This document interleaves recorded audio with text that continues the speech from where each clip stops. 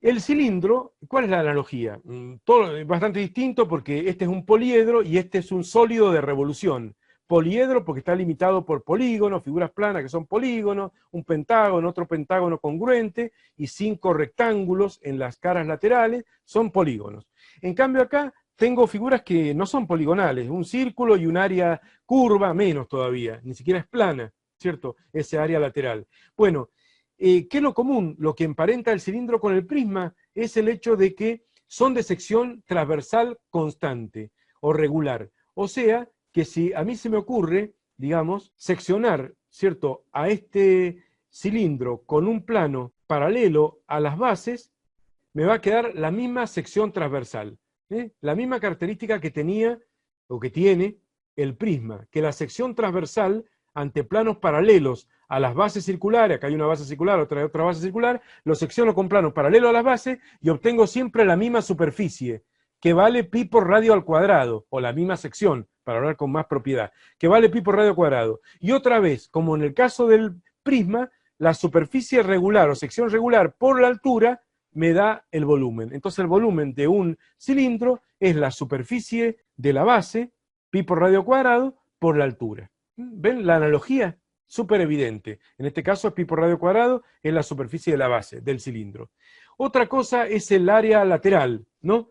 El área lateral y el área total. Si yo quiero saber cuál es la superficie lateral de esta cara curva, tendría que tomar, supongamos que sea una latita, que sé yo, de gaseosa, que son metálicas pero bien finitas, yo puedo agarrar una tijera y cortarlas, ¿eh? Si la corto acá y la despliego, me voy a encontrar con ¿qué? Con un rectángulo, ¿eh? Ese rectángulo que vemos ahí, sería este que estoy sombreando ahora, es la superficie lateral. Una vez que está desguazada la lata, digamos, y estirada, sería la superficie lateral, que normalmente no es una superficie incluida en un plano, pero ahora que lo corté y lo desplegué, sí.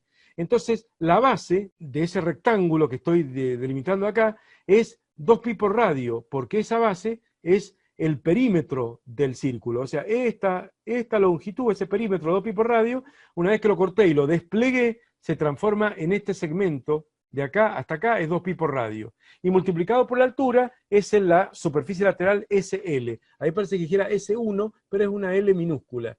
Entonces la superficie lateral es 2pi por radio, que sería el perímetro del círculo de la base, por la altura, y esa es la superficie lateral. Si a eso le sumamos la pi por radio cuadrado más pi por radio cuadrado, o sea, 2 veces pi por radio cuadrado, va a dar la superficie total, S sub t. O sea, la superficie lateral, 2 por pi por r por h, más 2 veces la base y la tapa, que es pi por radio cuadrado, esa sería la superficie total. Si hubiera que pintar un cuerpo de esta forma, tendríamos que gastar pintura según la cantidad de metros cuadrados que tenga la superficie total. Si fuéramos a pintar lo lateral nada más, bueno, tendríamos que usar la superficie lateral. Pero esto hay que saberlo, es muy sencillo y bueno, está dentro de la base matemática que hay que tener en el pre.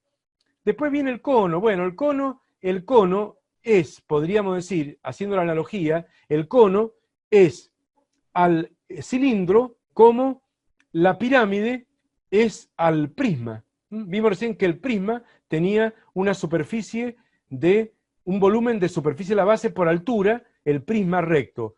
Y una pirámide tallada, por ejemplo, a partir de un cuerpo de forma prismática, tendrías la tercera parte del volumen, o sea, un tercio de eso. Lo mismo pasa con el cono y el cilindro. O sea, si el cilindro tiene un volumen de pi por radio al cuadrado por altura, el cono tiene la tercera parte de eso, o sea, pi por radio al cuadrado, que es la superficie de la base circular, que acá está en perspectiva, pero que es un círculo, ¿cierto? Multiplicado por la altura sería el volumen de un cilindro, pero básicamente el cono es mucho menos que un cilindro, y se demuestra que es la tercera parte. Otra vez más, la utilidad de usar la analogía como herramienta para poder deducir o recordar, ¿cierto?, fórmulas de distintos cuerpos. Y esto para sacar la superficie lateral y la superficie total de un cono, pero eso lo vamos a obviar porque probablemente no entre, es difícil que lo lleguen a tomar, así que voy a obviar eso. Lo último que voy a decir, para ya cerrar y terminar esta clase,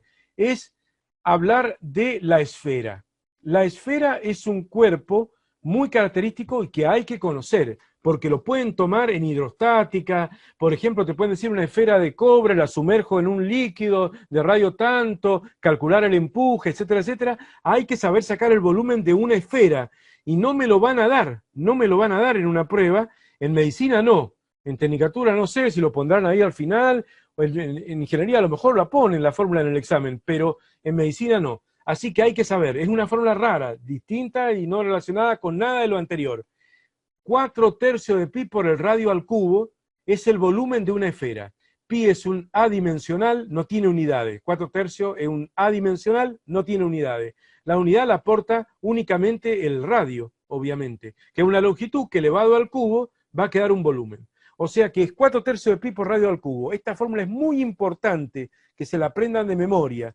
Por las dudas, aparezca un problema donde hay que aplicarla, no la sabés, perdiste ese puntaje.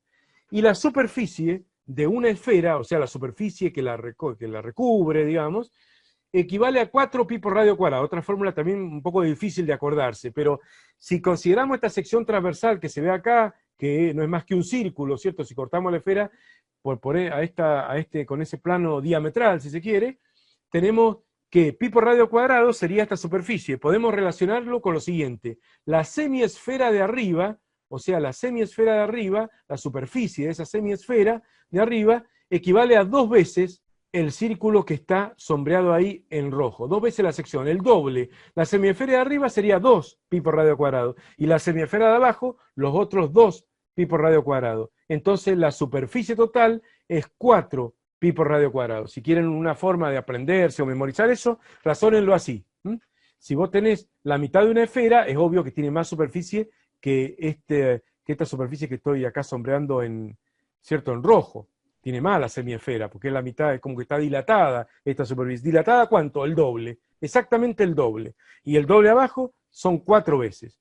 Bueno, ahí terminaríamos la guía, la forma de interpretar y relacionar estas tablas, que es vital en un de las bases matemáticas, digamos, de la reserva, del bagaje de conocimiento que tiene que tener un alumno, sí o sí, para afrontar exámenes de ingreso a la facultad. Esas son formas geométricas que venimos viendo de la escuela primaria, secundaria, y bueno, y hay que tenerlas frescas para el día del examen.